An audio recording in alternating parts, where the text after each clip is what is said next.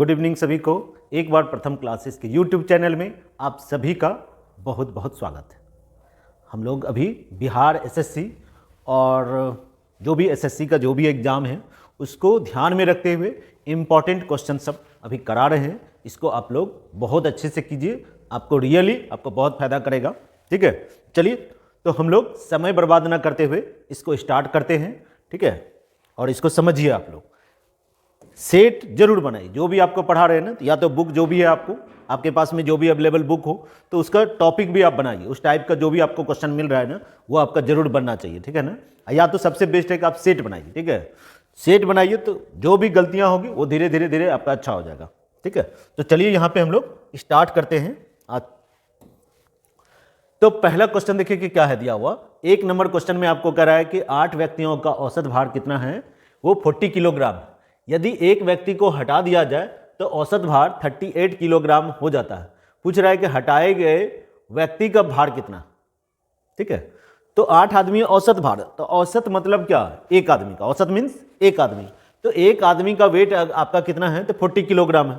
तो आप यहाँ पे सोचिए कि 8 आदमी का कितना होगा, तो 8 आदमी का कितना हो जाएगा आपका, एकदम सिंपल है। 8 गुना 40 करेंगे तो 320 किलोग्राम हो जाएगा, है ना। इतना किलो उलो लिखने का जरूरी नहीं, बस समझाने के लिए यहाँ पे लिख रहे हैं।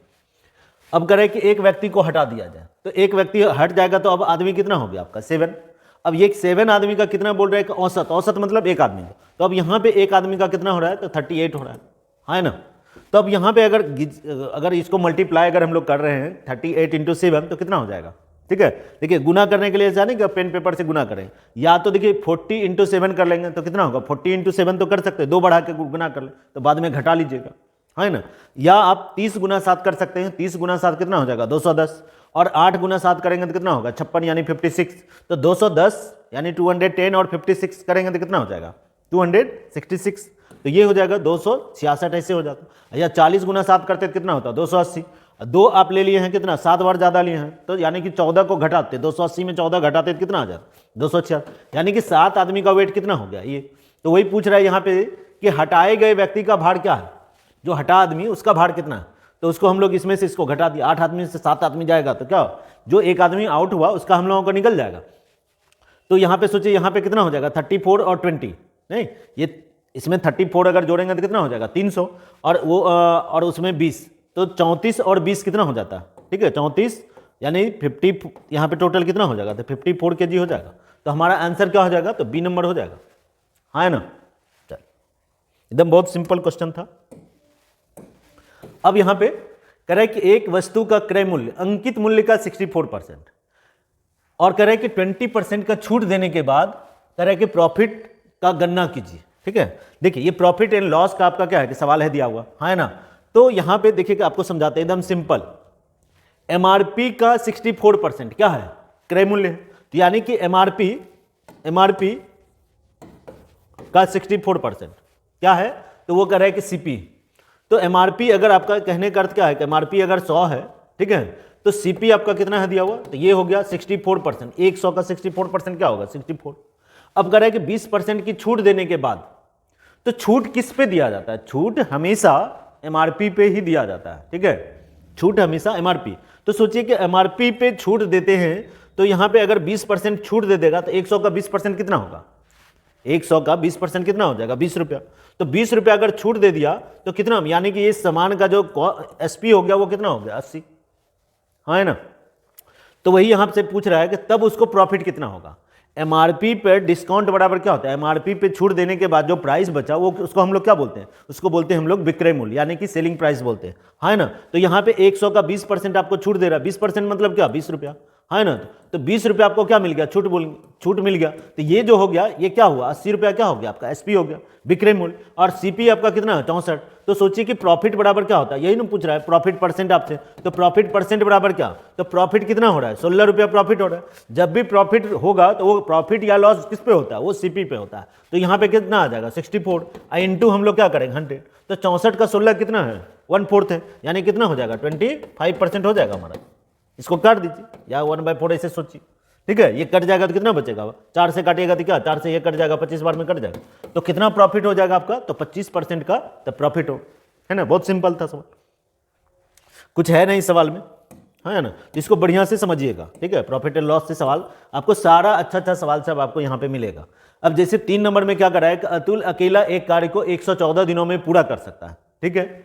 और उसी कार्य को 19 दिनों में पूरा करने के लिए अतुल जैसी दक्षता वाले कितने व्यक्तियों की आवश्यकता पड़ेगा, यानी कि ऐसा ही इफिशियंसी वाला कितना आदमी आपको चाहिए, ये चीज पूछ रहा है। तो इसको एकदम हम लोग क्या करेंगे, MDH वाला फॉर्मूला पे बनाइए। तो एम यहाँ पे देखिए आवर नहीं है, तो यानी कि M1 D1 बराबर क्या होता है, M2 D2। ये जो चूंकि इसलिए वाला है ना, तो वो खत्म हो जाता है इसे लिखेगा तो, ठीक है। तो यहाँ पे कर रहा है कि अतुल एक कार्य को कितना दिनों में कर रहा है, तो 114 दिन में कर रहा है, ठीक है। तो कर रहा है कि उसी कार्य को 19 दिनों में पूरा करने के लिए कर रहा है कि कितना चाहिए, तो यहाँ पे कितना होना चाहिए आप बताइए। 19 गुना यहाँ पे क्या करती है, ये टोटल M इंटू डी मतलब क्या, ये टोटल होता ही, ठीक है। टोटल डे जो निकलता है, ऐसे समझिए कि अगर हम 5 आदमी रखेंगे और 10 दिन काम हुआ तो टोटल कितना मैन पावर चाहिए, यानी कि 5 आदमी करके 10 दिन, यानी हो गया कितना आपको 50 आदमी चाहिए, हाँ है ना। तो 50 आदमी हम एक दिन ही कर लेंगे, तो एक दिन ही रख लेंगे तो क्या हो जाएगा, हमारा काम फिनिश हो जाएगा, हाँ है ना। तो यही चीज यहाँ पे कर रहा है, यानी M और M1 into D1 M2 into D2। तो ये टोटल ही, ये क्या है कि ये टोटल ही आपको यहाँ पे दिया हुआ है कि ये कितना दिन में, तो 119 दिन में कर रहा है, 114 दिनों में कर रहा है। तो करे उसी काम को अगर 19 दिन में करेगा तो कितना चाहिए, ये नहीं पूछ रहा है। तो सीधा इससे भाग दे दीजिए ना, यहाँ पे 19 से कितना बार में, 6 बार में। तो यानी कि ऐसा ही क्या हो जाएगा आपका, तो 19 दिनों में पूरा करने के लिए क्या चाहिए आपको, यानी कि 6 आदमी चाहिए, हाँ है ना। ये टोटल यहाँ पे दिया हुआ है, हो सकता है 17 और 7 ऐसा भी हो सकता है। तो यानी कि टोटल यहाँ पे आपको दिया हुआ है कि 17 7, ये 114 है, ये ध्यान रखिए, मिस हो रहा है कि 119। तो 114 होगा तो ये कुछ भी हो सकता है, हाँ है ना। तो टोटल ये दिया हुआ है 19 का टेबल में 6 बार में आता है, यानी सोचिए कि 6 दिन में क्या होगा, यानी कि 6 आदमी रखेंगे तो ये काम क्या होगा, कंप्लीट हो जाएगा। यानी कि इसको हम लोग 6 से गुना कर देंगे तो इधर भी 114 हो जाएगा, कहने का सेंस यही है, ठीक है। तो ये आपका कितना हो जाएगा, तो ये 6 दिन हो जाएगा, 6 आदमी है तो 6 आदमी हो जाएगा, ठीक है। ये ध्यान में रखिएगा, कभी आदमी पूछेगा, कभी दिन पूछेगा, कभी आवर पूछेगा, कभी काम पूछेगा, ठीक है। इसी तरह से आपको सवाल रहेगा, एफिशिएंसी वाला सब बहुत सवाल सब आपको बताएंगे, ठीक है। चलिए तो नेक्स्ट क्वेश्चन यहाँ पे हम लोग देखते हैं। नेक्स्ट क्वेश्चन देखिए कि क्या दिया हुआ है, कह रहा है कि एक शंकु है जिसका व्यास आपको कह रहा है कि 14 सेंटीमीटर और हाइट जो दिया हुआ है 12 सेंटीमीटर है। इसमें प्रत्येक 10 सेकेंड में 4 क्यूबिक सेंटीमीटर, यहाँ पे जो दिया हुआ है ना, ये आपको दिया हुआ है क्यूबिक सेंटीमीटर आपको दिया हुआ, ठीक है। ये क्यूबिक सेंटीमीटर आपको यहाँ पे दिया हुआ। तो यहाँ पे पूछ क्या रहा आपसे, ठीक है। ये कह रहा है कि 10 सेकेंड में 4 क्यूबिक सेंटीमीटर की दर से पानी भरा जा रहा है। तो जब भी पानी भरने का बात कर रहा है, तो यानी कि यहाँ पे सवाल में क्या कर रहा है, आपको वॉल्यूम का बात हो रहा है। शंकु आप लोग देखे ना, शंकु कैसा होता है, कोन, ठीक है, जो आइसक्रीम खाते हैं, तो उस तरह से है, आप समझ सकते हैं, ठीक है। तो यहाँ पे वही आपको कह रहा है कि व्यास है 14, ऐसे हम लोग फिगर आपको समझाते हैं इस तरह से, ऐसे समझिए कि ये, तो ये तो एक सर्कल टाइप का होगा ना, चारों ओर से जैसे आइसक्रीम खाते हैं तो कैसा रहता है, गोल रहता है, सर्कल रहता है। तो वही यहाँ पे आप, ये डायमीटर अगर आपका दिया हुआ है कि 14 है, तो सोचिए कि रेडियस आपका कितना हो जाएगा, ये जो होगा रेडियस क्या होता है, डायमीटर का हाफ होता है। तो ये जो यहाँ पे आर हो जाएगा वो कितना हो जाएगा आपका, 7 हो जाएगा।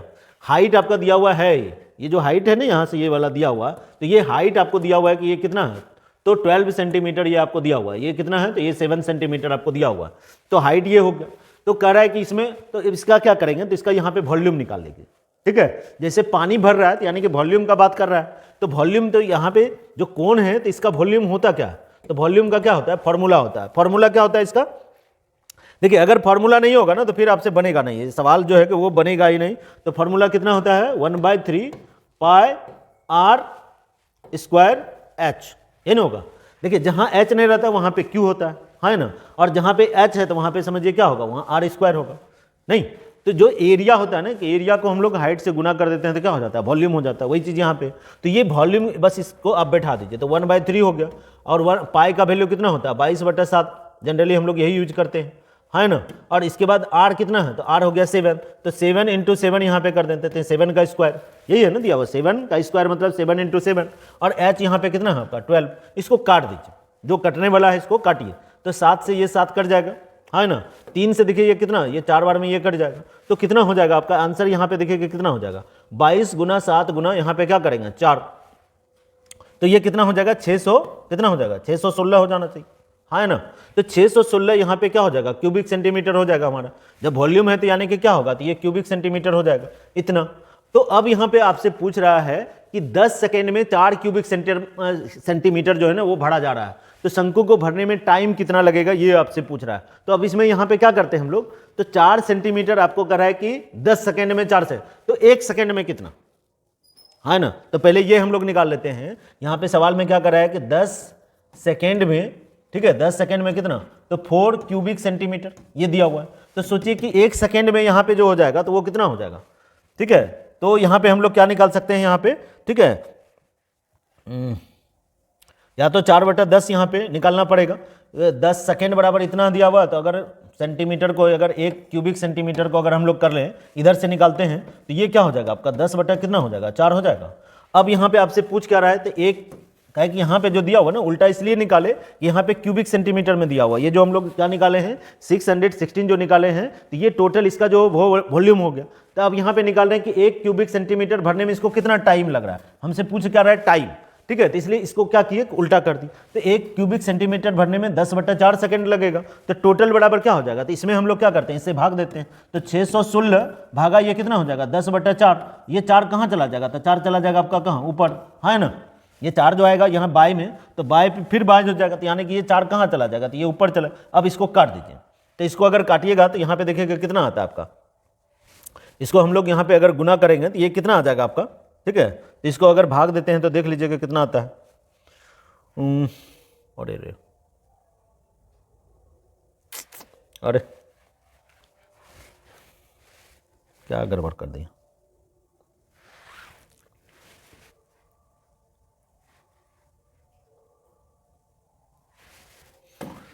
थोड़ा सा गड़बड़ हो गया है, 1 सेकेंड।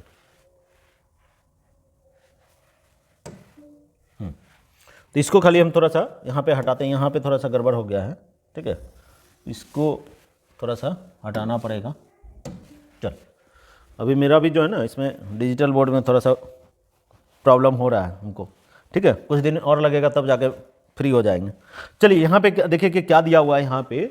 तो इस तरह से आपको यहाँ पे वॉल्यूम हमारा निकल गया कि यहाँ पे इतना आ गया हमारा क्या, तो ये वॉल्यूम निकल गया यहाँ पे इसका कोण का। अब यहाँ पे आपको ये दिया हुआ है कि 10 सेकेंड में क्या दिया हुआ है कि 4 क्यूबिक सेंटीमीटर भरता है, यानी कि 1 क्यूबिक सेंटीमीटर कितना में, तो 1 क्यूबिक यहाँ पे इसे दिया हुआ है 4 क्यूबिक सेंटीमीटर, ये दिया हुआ है कि 10 सेकेंड में। तो 1 क्यूबिक सेंटीमीटर होगा तो क्या होगा, 1 क्यूबिक सेंटीमीटर होगा तो क्या होगा, तो यहाँ पे क्या लिख सकते हैं, तो 10/4 सेकेंड, है ना।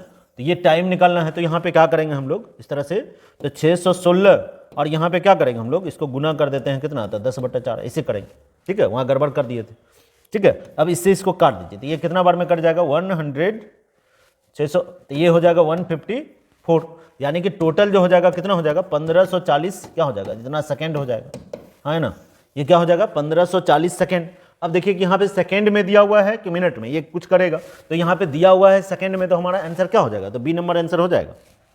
क्लियर है यहाँ पे, ठीक है। तो यहाँ पे थोड़ा सा गड़बड़ हो गया था।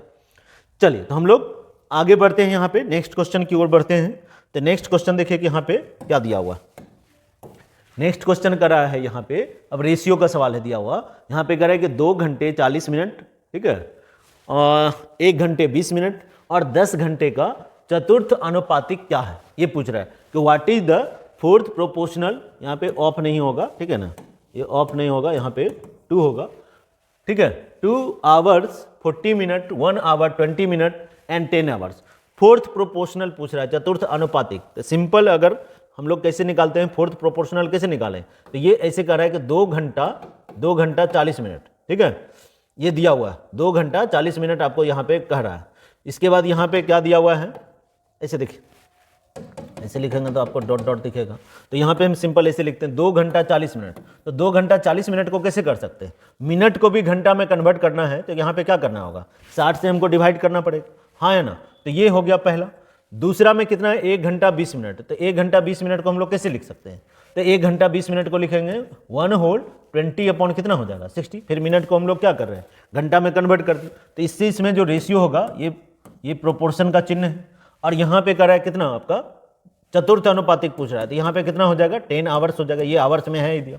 और यहाँ पे हम लोग क्या करेंगे, एक्स रखेंगे इस तरह से, है ना। तो इस तरह से जो रहता है, तो अब यहाँ पे जैसे रहता है ये ए है, रेशियो बी है, और ये प्रोपोर्शन क्या है कि यहाँ पे सी और डी, इस तरह से समझिए।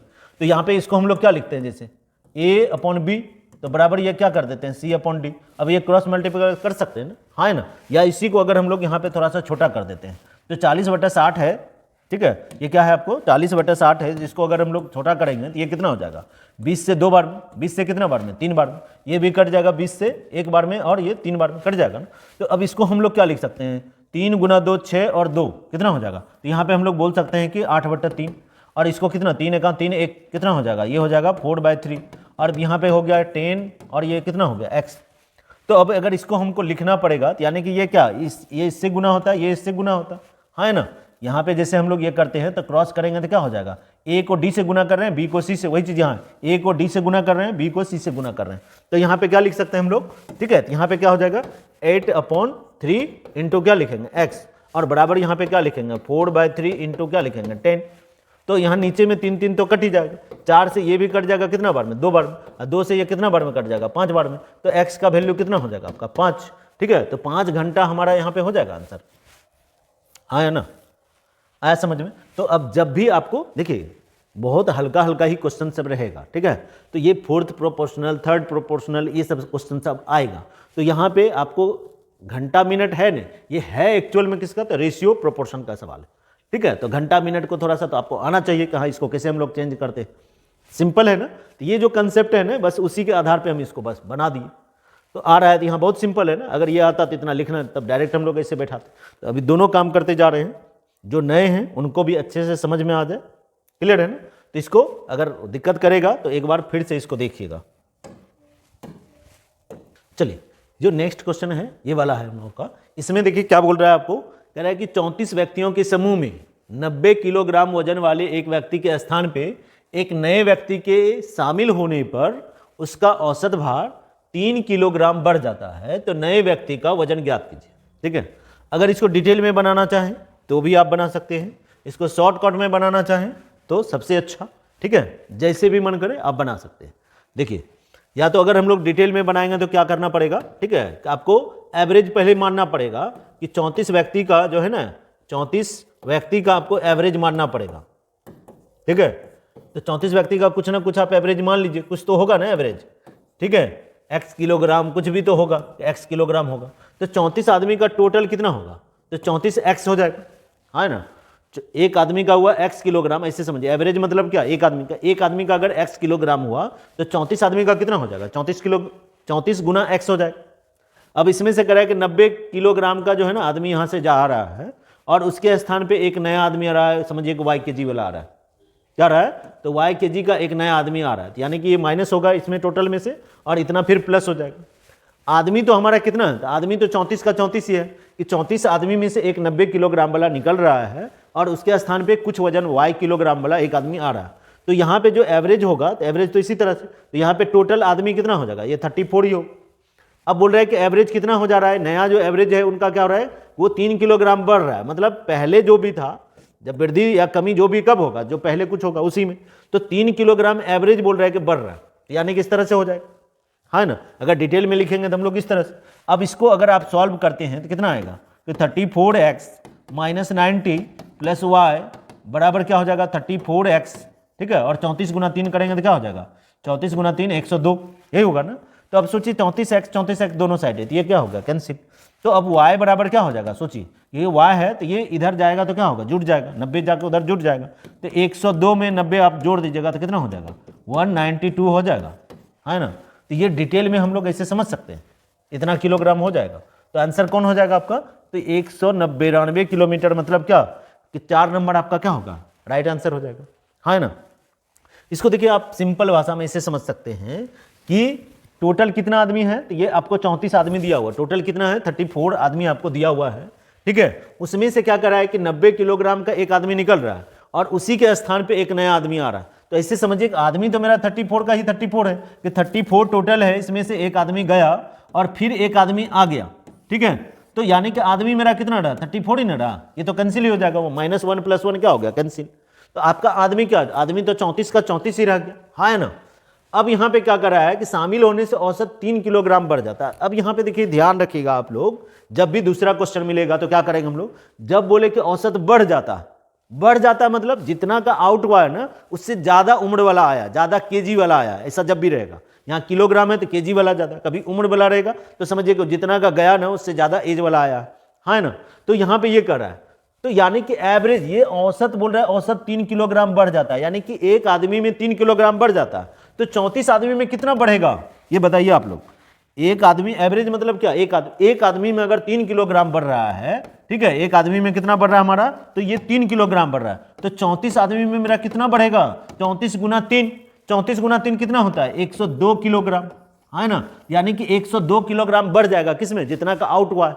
यानी कि टोटल, यानी कि इसमें हम लोग क्या करेंगे 90 और उसमें जोड़ देंगे 102, कितना हो जाएगा आपका 192 हो जाएगा, है ना। तो ऐसे हम लोग इसको बना सकते हैं, ठीक है। ऐसे इसको नहीं बनाएंगे तो ज़्यादा अच्छा रहेगा समझने के लिए ऐसे है, और ऐसे बनाने के लिए आप चुटकी मने मन बना लीजिएगा, हाँ है ना। चल, तो राइट आंसर हमारा क्या होगा यहाँ पे 192 किलोग्राम होगा। क्लियर है। चलिए, तो नेक्स्ट क्वेश्चन में हम लोग बढ़ते हैं। नेक्स्ट क्वेश्चन देखिए कि क्या कर रहा है यहाँ पे कि सबसे बड़ी संख्या के अंकों के बीच अंतर ज्ञात करें जो 144 और 216 को पूर्णतः विभाजित कर सकती है। देखिए, अब 144 को पूर्णतः विभाजित करेगा और 216 को पूर्णतः विभाजित करने वाला ऐसा सबसे बड़ा संख्या कौन होगा, ये आपको ढूंढना पड़ेगा। तो सबसे बड़ा संख्या अगर हम ढूंढेंगे तो क्या होता है कि 36 से भी कटेगा, 72 से भी कटेगा, है ना। तो यानी कि ये आपको बोल रहे हैं सबसे बड़ी संख्या, तो क्या निकालना होगा, ये दोनों का HCF क्या करना होगा, HCF करना होगा, है ना। तो HCF जो आएगा तो वो कितना हो जाएगा, 72 लेंगे ना, 36 तो लेंगे नहीं। क्या 72 से ये 2 बार में कट जाएगा 144, 72 से 3 बार में 216 कट जाएगा, हाँ है ना। तो यानी कि क्या हो जाएगा 72, और 72 का बोल रहा है कि इसके बीच का डिफरेंस कितना होगा ये बताइए। 7 और 5 का, 7 और 2 का जो डिफरेंस होगा वो कितना हो जाएगा 5। तो हमारा राइट आंसर क्या होगा, यहाँ पे क्या होना चाहिए हमारा राइट आंसर, तो 5 हो जाएगा हमारा राइट आंसर, हाँ है ना। अगर 36 लेते तो भी होता, लेकिन वहां पे तब फिर क्या हो जाता, उसका डिफरेंस अलग हो जाता। ये 36 से भी कटेगा, पूछ क्या रहा है सबसे बड़ी संख्या, इसलिए हम लोग क्या किए HCF निकाले कि ये HCF मतलब क्या 144, जिनको नहीं आता था इसे कर सकते हैं HCF निकालने के लिए, ठीक है। जो एकदम नए नए तो उसको ऐसे निकालना पड़ेगा, या गुणनखंड विधि पे आपको निकालना पड़ेगा HCF।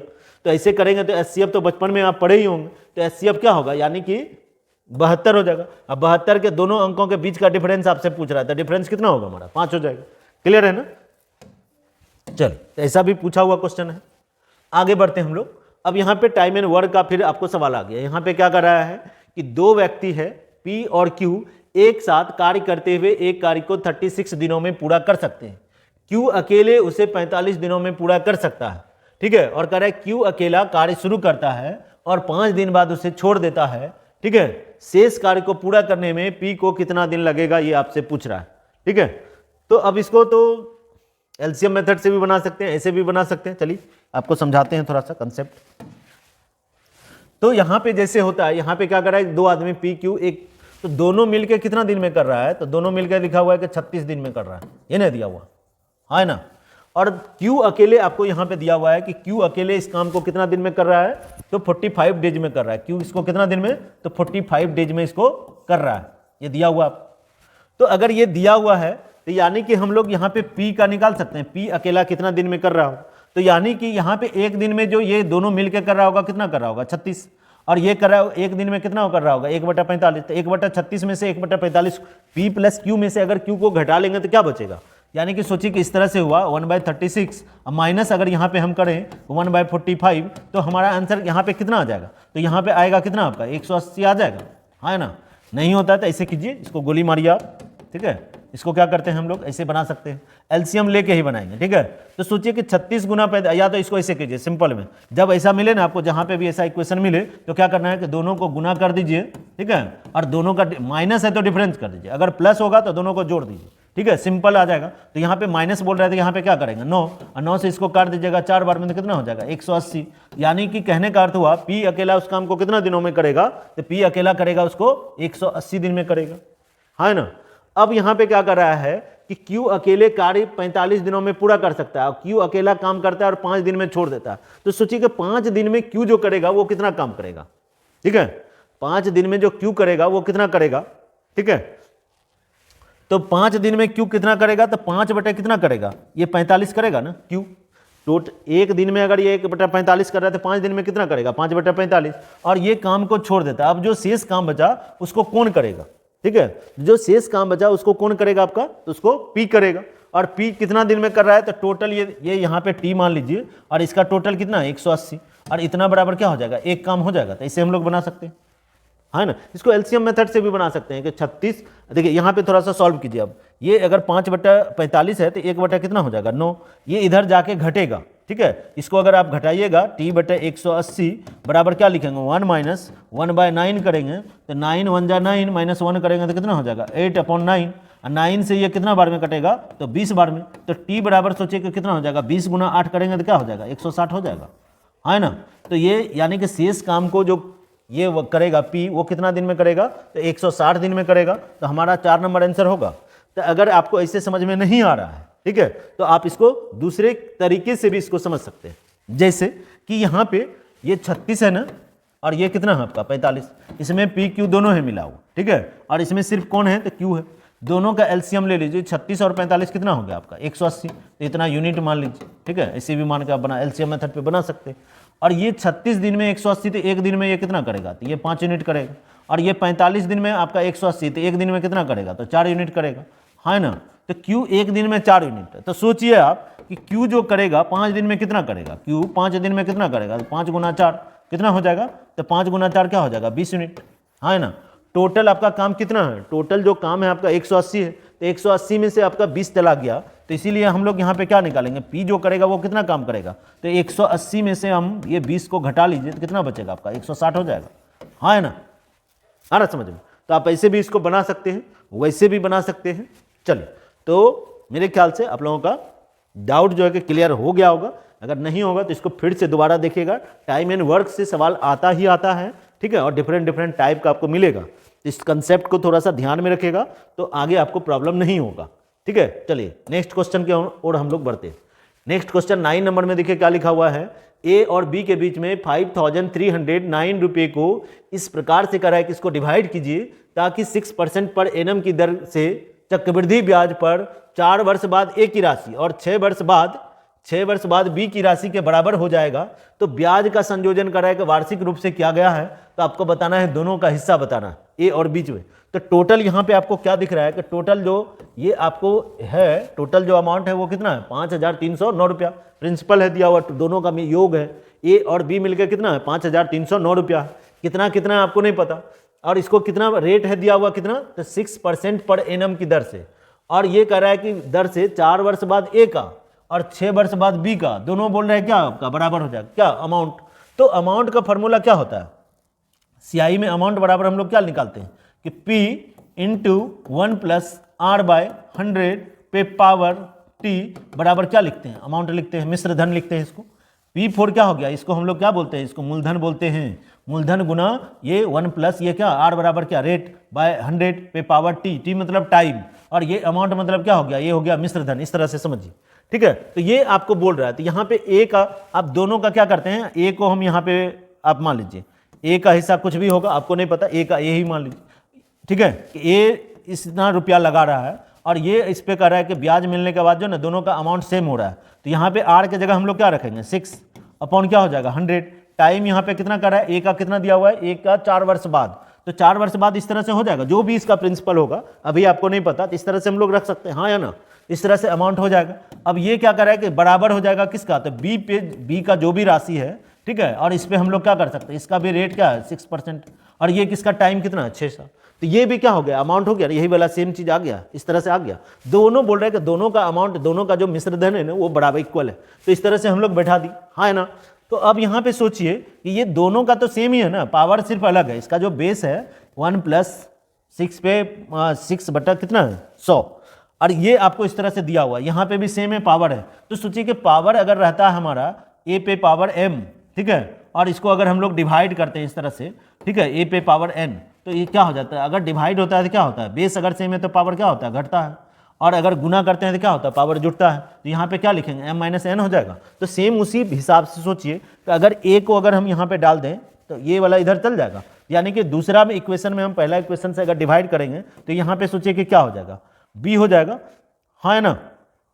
यानी कि b बाय ए बराबर क्या लिख सकते हैं हम लोग, ऐसे लिख सकते हैं 1 + 6/100, और ये पावर क्या हो जाएगा, तो 6 में से 4 क्या होगा, 4 घट जाएगा ना, क्या दोनों ये वाला और ये वाला सेम है, तो पावर तो है, तो यहाँ पे क्या हो जाएगा, उस मेथड से क्या होगा, घट जाएगा, तो 6 में से 4 जाएगा, तो यहाँ पे क्या लिख सकते हैं हम लोग, इसको क्या बोल सकते हैं, 2, हाँ है ना। अब यहाँ पे सोचिए कि इसको अगर हम लोग काट देते हैं 6/100, इसको काट दीजिएगा तो कितने, तो 2 से 3 बार में, और 2 से कितना बार में, 50 बार में कट जाएगा, तो 50 से कम 50 और ये 3, ये तो 6 कट गया ना 2 से, तो 50 से कम 50 और ये 3 कितना हो गया आपका, तो ये 53 बटा कितना हो गया 50, हाँ है ना। इसका बोल रहा है कि स्क्वायर, इसका क्या बोल रहा है आपको, स्क्वायर, तो 53 का स्क्वायर कितना होता है, 53 का स्क्वायर जो होता है हमारा कितना होता है ना, 50 का होता है 2500, तो यहाँ पे तो 2500 हो ही जाएगा, हाँ है ना, और 53 का कितना होता है 2809, है ना, स्क्वायर याद है ना आप लोगों को, याद है, तो दोनों को जोड़िए, तो दोनों को जोड़ने पे कितना आ रहा है आपका, दोनों को जोड़िए कितना आ रहा है, 5309 हो रहा है, हाँ है ना, तो वही यहाँ पे आपसे पूछ रहा है, तो हमारा यहाँ पे आंसर क्या होगा,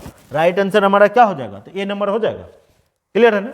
तो बहुत एकदम बेसिक पे ही आपको समझा दिए, तो ये आपका क्लियर हो गया होगा। ऐसा मिले दूसरा सवाल आपको दे देगा, ठीक है, कितना रुपया है, इसको 2 पुत्र में बांट रहा है, एक का 18 साल है, दूसरे का 21 साल के बाद, दोनों का अमाउंट क्या होगा, बराबर हो जाएगा, ऐसा ही कोई पिताजी चाह रहा है, तो उस सवाल को भी हम लोग क्या ऐसे ही सॉल्व कर सकते हैं, हाँ ना, तो ये थोड़ा सा ध्यान में रखिएगा, इसलिए सारा अच्छा सवाल है प्रीवियस ईयर क्वेश्चन। चलिए तो नेक्स्ट क्वेश्चन में हम लोग यहाँ पे बढ़ते हैं, यहाँ पे क्या कराया है, ठीक है, नेक्स्ट क्वेश्चन में हम लोग बढ़ रहे हैं, और ये आपसे फिर आ गया कहाँ, रेशियो का सवाल। ये हमारा आज का ये अंतिम क्वेश्चन है, जो अभी तक लाइक सब्सक्राइब नहीं किए हैं, तो अगर आपको अच्छा लगता है हमारा क्लास, अगर आपको अच्छा लग रहा है, तो वो जरूर आप लोग कंजूसी ना कीजिए, वीडियो को लाइक शेयर कमेंट जरूर कीजिए, ठीक है, और अगर आपको कहीं डाउट हो तो आप पूछ सकते हैं, ठीक है। चलिए तो इस लास्ट क्वेश्चन को हम लोग यहाँ पे सॉल्व कर रहे हैं, कर रहे हैं 3 और 27 का तीसरा अनुपात करा है कि x है, तो x और 27 का महत्तम समावर्तक क्या है, ठीक है, SCF आपसे, तो यहाँ पे करा है कि थर्ड, आपको यहाँ पे दिया हुआ है क्या, थर्ड प्रोपोर्शनल, हाँ तीसरा समानुपाती आपसे पूछ रहा है, तो यहाँ पे देखिए कहने का अर्थ क्या है, ठीक है, तीसरा समानुपाती मतलब यहाँ पे क्या हो जाएगा, ऐसे 3 और ये हो गया 27, ठीक है, फिर यहाँ पे क्या हो जाएगा, तो यहाँ पे प्रोपोर्शन का चिन्ह हो जाएगा, और ये 27 ही रहेगा, ठीक है, और यहाँ पे क्या हो जाएगा आपका x, तो थर्ड प्रोपोर्शनल को ऐसा ही लिखेंगे, तीसरा समानुपाती बोल रहा है, ठीक है, इससे इसमें जो रेशियो है ना वही रेशियो यहाँ पे होगा, तो या तो आप सोच सकते हैं इस हिसाब से, या तो इसको a को d से गुना कीजिए तो 27 का स्क्वायर हो जाएगा, या आप सोचिए कि इससे ये इसका ये कितना गुना है, 9 गुना है ना, तो उसी तरह से 27 का 9 गुना करेंगे तो कितना होगा, सोचिए 27 का अगर हम लोग 9 गुना करेंगे तो 20 गुना 9 180, 7 गुना 8 56, तो कितना हो जाएगा, तो 180 और 56, तो ये हो जाएगा हमारा x का वैल्यू कितना हो जाएगा,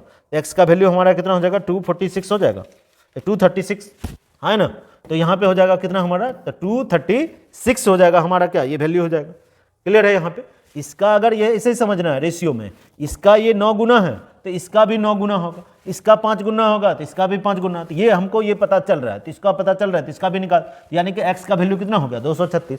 अब क्वेश्चन में क्या कर रहा है कि x और 27 का महत्तम, तो x और 27 का महत्तम, 27 और 236 का महत्तम SCF निकालना, तो इस तरह से कीजिएगा तो क्या देखिए, तो कटता है क्या, 27 से कितना बार में कटेगा देख लीजिए, अगर कट रहा है तो ठीक है, नहीं कट रहा है तो आप समझिए कि यहाँ पे क्या होगा,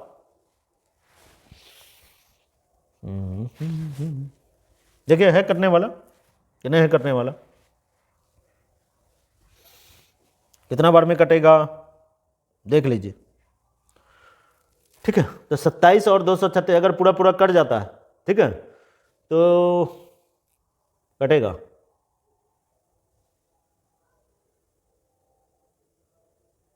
क्या गड़बड़ आ रहा है, निकालते तो ऐसा ही है, कहाँ गड़बड़ हो रहा है, 27/x, हाँ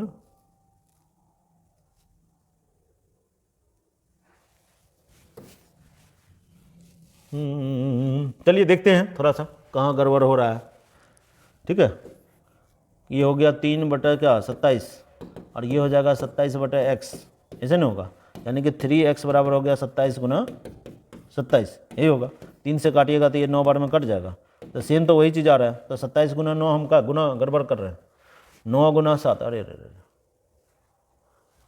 ठीक है ना, इसीलिए तो गड़बड़ हो रहा है ठीक है, तो यहाँ पे गड़बड़ी क्या है हमारा गुना, नहीं हम भी दिन भर पढ़ाते पढ़ाते हैं ना, लग रहा है कि प्रॉब्लम हो रहा है, तो 27 गुना 9 करेंगे तो कितना, तो 7 गुना, यहाँ पे इसको हम 8 से कर दिए, ठीक है, पहले 9 लिए, आधा में 8 कर 7 गुना 8 कर दिए, इसलिए इस तरह से हुआ। ठीक है, तो 9 से बन जा कितना होगा इस तरह से 20 गुना 9 180 और 9 गुना 7 तो 63, तो 180 और 63 करेंगे तो कितना हो जाएगा 243। तो ये कट जाएगा ना 9 बार में, यानी कि 27 और 243 का यहाँ पे क्या करेंगे हम लोग, ये HCF निकालेंगे। HCF तो कितना होगा, वही 27 से कट ही जाएगा, तो HCF क्या हो जाएगा आपका 27 ही होगा। ठीक है, तो हमारा आंसर क्या हो जाएगा, तो 27 हो जाएगा, है ना क्लियर। तो यहाँ पे थोड़ा सा मल्टीपल में नहीं, मेरा भी होता है, हैंग करता है, दिन भर बहुत हेक्टिक शेड्यूल रहता है। चलिए, तो इसको जो है इस पे आधारित आज जो जो क्वेश्चन आपको मिला, तो इसके आधार पे आप थोड़ा सा बुक में भी बनाइए, सेट में भी बनाइए, बार बार आपको मिलेगा। ठीक है, तो इसको थोड़ा सा आप लोग अच्छे से तैयारी कीजिए, जारी रखिए। ठीक है, चलिए मिलते हैं हम लोग नेक्स्ट वीडियो में।